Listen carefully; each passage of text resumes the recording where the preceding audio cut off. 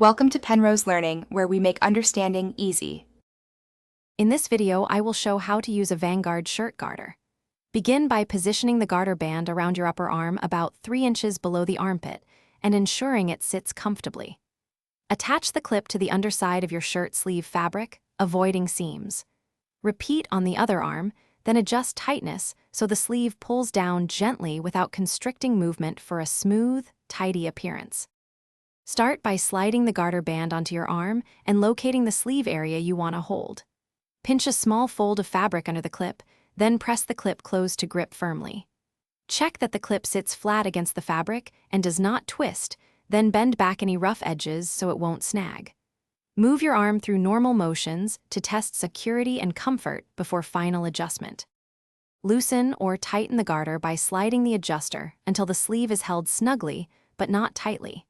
If you feel pressure, move the band 1 finger's width to a new position and reattach the clip. For layered outfits, check the fit with your jacket on to ensure no bunching. Walk around and bend your arms to confirm the garter stays in place and keeps your shirt looking crisp throughout the day.